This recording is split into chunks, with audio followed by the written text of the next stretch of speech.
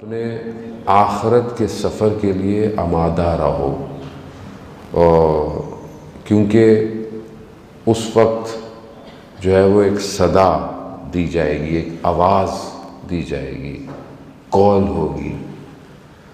उलमा बयान करते हैं जैसे इंसान किसी ट्रेन स्टेशन पे बैठा हो या फिर एयरपोर्ट पे हो, तो वहाँ पे कॉल दी जाती है कि इतने बजे आपकी फ़्लाइट फ़लाने गेट पे रेडी है, बोर्डिंग स्टार्ट होने वाली है, तो आप सब जो है वो उस तरफ रुजू करें, अपने गेट की तरफ जाएं। खूब ये भी कॉल ऐसी ही होगी कि जब कॉल की जाएगी क़यामत वाले दिन, तो सदा दी जाएगी कि लोग उठें, और लोग उठाए जाएंगे कब्रों से, फिर लोग जमा किए जाएंगे,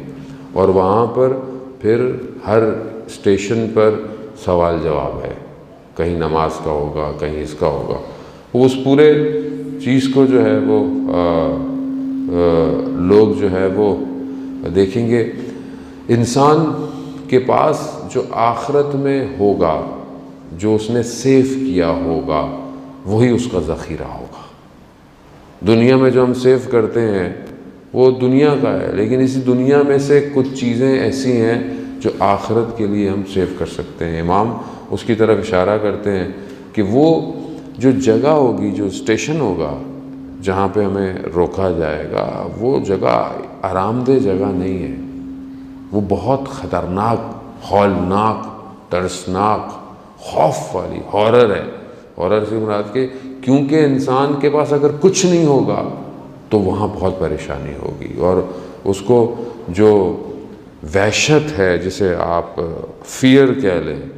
जो उस दिन का है, वो क्योंकि हम लोग पढ़ते तो हैं कुरान, लेकिन हम उस तरह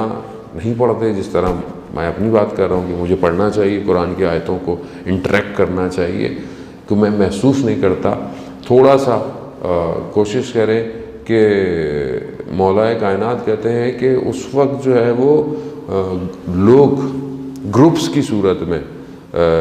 परवरदिगार की तरफ होंगे, और उस वक्त जो है वो ज़मीन ऐसे जैसे ज़लज़ला होगा, लरज़ रही होगी,